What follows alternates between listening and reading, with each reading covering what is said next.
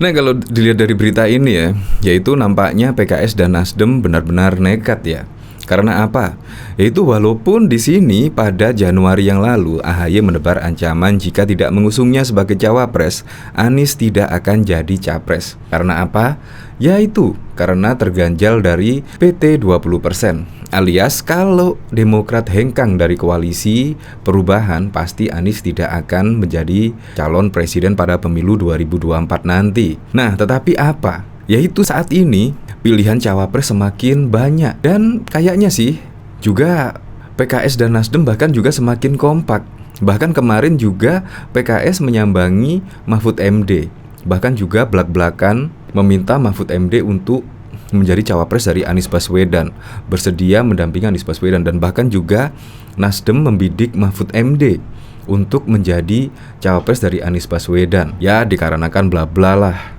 Karena Mahfud MD pakar hukum dan tata negara, memiliki kredibilitas yang cukup mumpuni, dan lain sebagainya.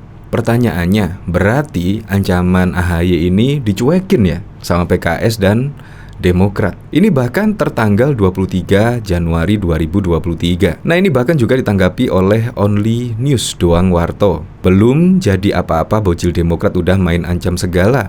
Bagaimana kalau sudah jadi pejabat? Kalau menurut saya sih santai saja lah. Walaupun gak jadi cawapres, gak masalah. Misal kalau Anies benar-benar bisa menjadi RI 1, pasti ya AHY akan menikmati kursi Menpora lah minimal, Menteri Pemuda dan Olahraga.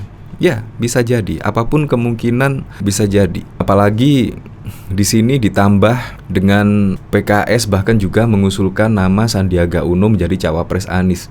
Jadi sangat jauh sekali, yaitu koalisi perubahan memilih AHY menjadi cawapres. Jadi bisa jadi tidak akan menjadi cawapres dari Anies Baswedan.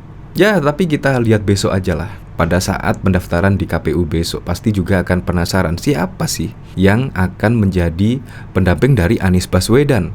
Atau bisa-bisa Anies Baswedan malah menjadi wakil dari Pak Prabowo misal. Dari siapa? Bisa jadi, semua bisa jadi. Nah, jadi penasaran ya, kira-kira bagaimana sih beritanya di sini? Beneran mengancam. Di sini dari berita ini, yaitu Ketua Umum Partai Demokrat Agus Harimurti Yudhoyono tabur ancaman kepada Anies Baswedan dan koalisi perubahan Nasdem dan PKS jika tidak mengusulnya sebagai cawapres pada Pilpres 2024. AHY dengan tegas menyebutkan Anies Baswedan tidak akan mungkin menjadi calon presiden karena tidak memenuhi presidensial threshold-nya. Partai Demokrat sebut AHY memiliki rencana lain jika hal ini benar-benar terjadi. Menurut saya sih kalau Pak Surya Paloh mendapat ancaman seperti ini pasti tersenyum saja lah. Siapa sih? Pasti misal kalau Demokrat hengkang dari koalisi perubahan, pasti juga akan dapat penggantinya ya. Menurut saya pasti, apalagi juga P3. P3 juga dikabarkan akan berkoalisi, gabung ke koalisi perubahan dan akan mengusung Sandiaga Uno. Kabar-kabarnya sih demikian. Nah, dari sini saya jadi penasaran ya, kira-kira komentar-komentarnya bagaimana ya. Nah, Bapake malah gitaran. Masa Nasdem dengan suara lebih kecil dari Demokrat sudah usulkan capres, Demokrat usulkan cawapres saja tidak bisa. Benar itu Agus Yudhoyono, jangan mau jadi pecundang. Mending tidak ikut koalisi sekalian. Ya, tetapi kalau dilihat dari suara pada pemilihan presiden 2019 yang lalu, suara Demokrat ya lumayan cukup tinggi. Jadi wajar sajalah jika Demokrat menginginkan AHY menjadi cawapres dari Anies Baswedan. Sangat masuk akal sekali. Bocil ngebet banget baca wapres, padahal dia bilang negara banyak hutang. Ya, kalau diungkit-ungkit lagi sih, AHY selalu mengkritik hutang. Kasihan pemimpin presiden sesudah Presiden Joko Widodo. Intinya seperti itulah. Tetapi dia itu ngebet sekali kepengen menjadi capres. Walaupun utangnya sudah menggunung lah menurut dia, tetapi dia juga tetap pengen. Berarti kan ya Anda tahu sendirilah. Semoga mereka saling cakar-cakaran. Hore, seru, aku taruhan Anies gak bakalan jadi calon. Mending diem aja, bikin lagu yang curhat sama bokap mengenai nasib yang terus dicuekin. Biarkan mereka saling tikam. Kayaknya susah banget ya untuk memilih cawapres dari Anies Baswedan. Karena partai A memilih si B, partai B memilih si C, dan seterusnya. Jadi belum ada titik temu lah di sini. Ya semoga saja segera ditemukanlah cawapres pendamping Anies Baswedan. Untuk lebih lengkapnya simak berita berikut ini, Good News Indonesia. Ketua Umum Partai Demokrat Agus Harimurti Yudhoyono (AHY) diprediksi hengkang dari koalisi perubahan seandainya tidak dipilih sebagai calon wakil presiden cawapres pendamping Anies Baswedan. Sebab jika hanya memberikan dukungan ke Anies tanpa kadernya dipilih jadi calon RI 2, Demokrat tidak akan banyak mendulang limpahan elektoral atau kotail efek.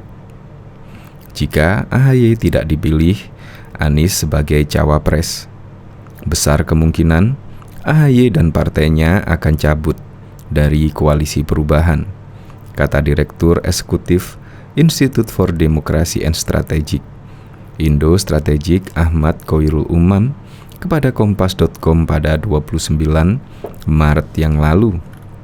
Menurut Umam, di internal koalisi perubahan, pencapresan Anies hanya akan memberikan limpahan elektoral ke Partai Nasdem dan Partai Keadilan Sejahtera PKS.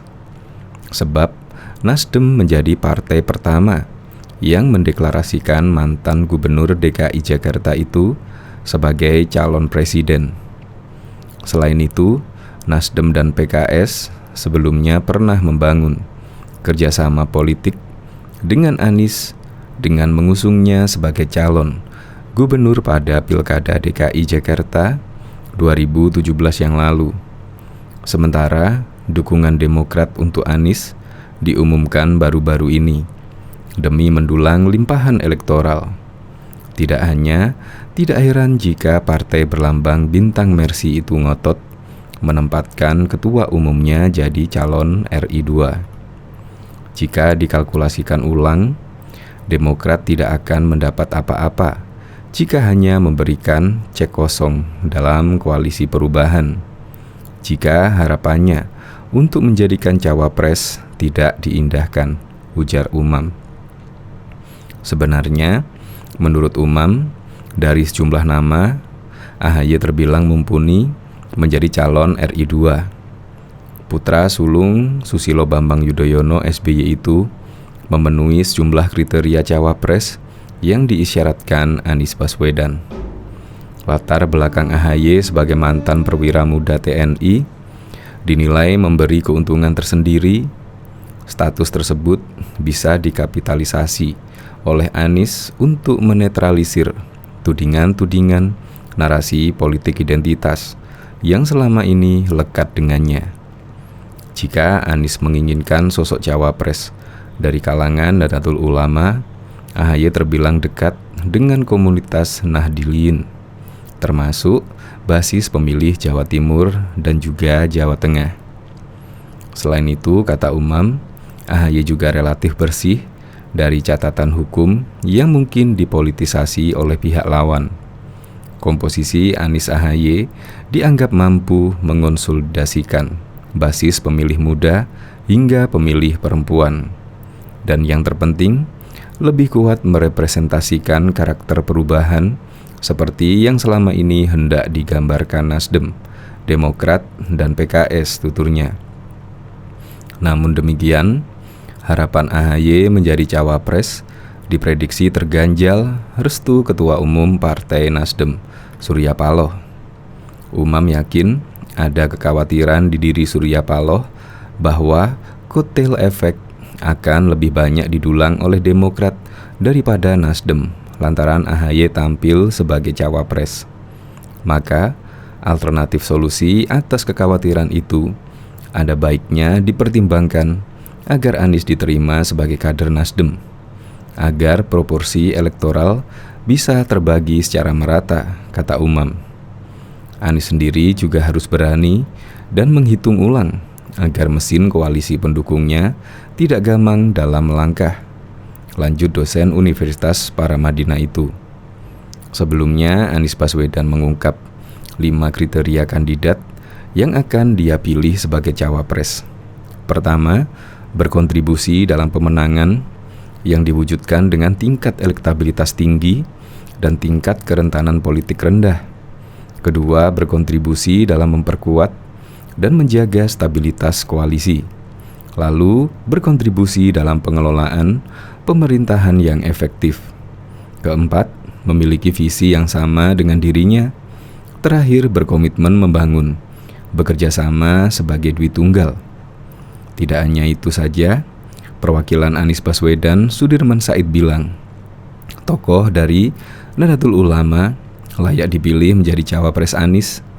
Alasannya, NU merupakan salah satu organisasi massa terbesar di Indonesia.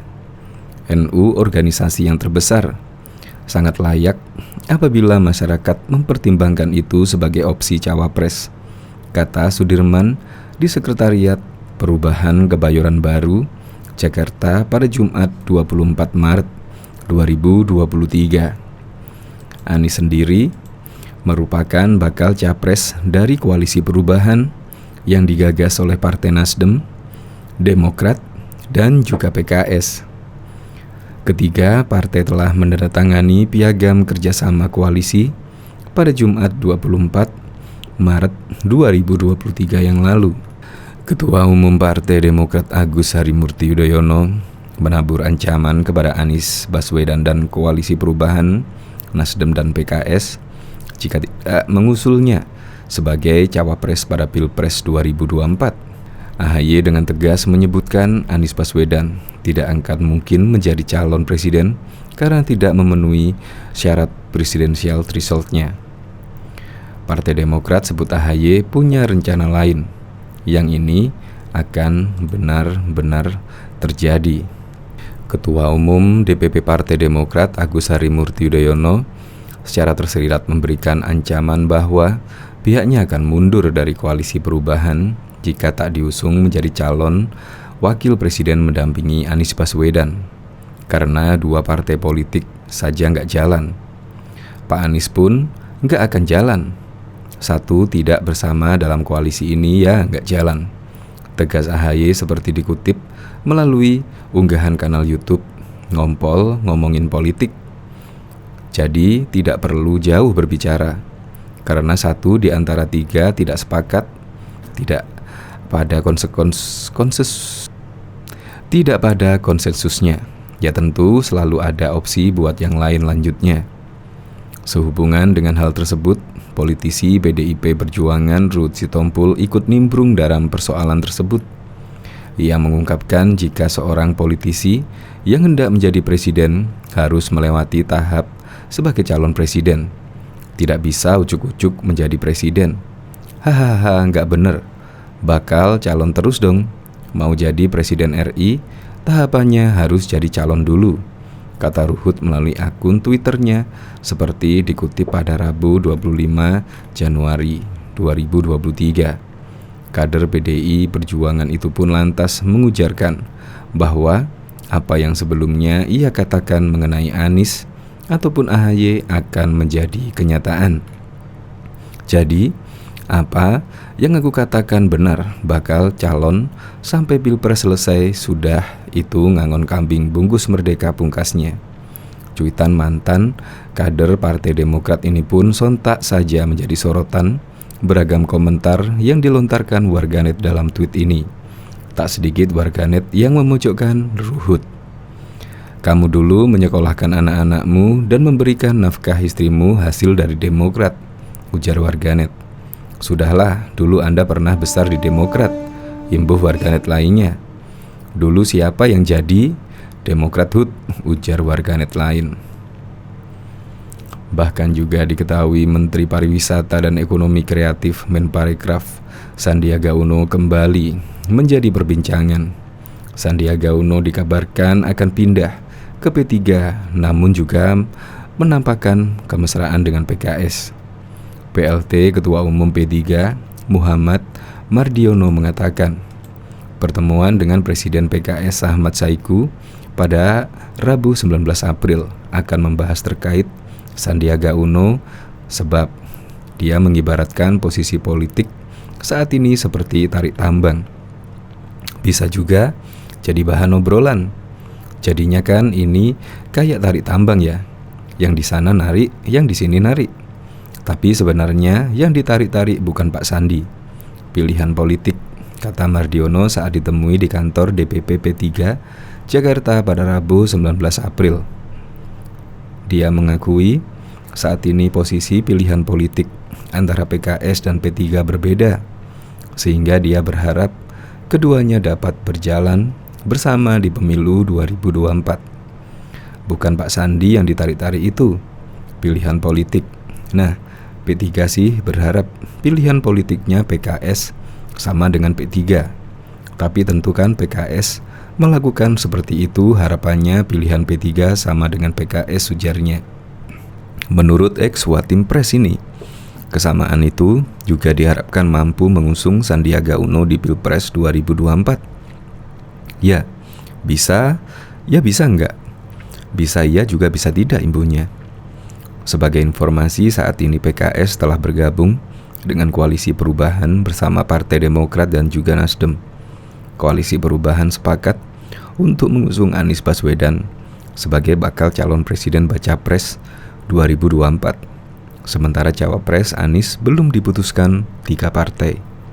Sementara P3 tergabung dalam Koalisi Indonesia Bersatu KIB bersama Partai Golkar dan PAN.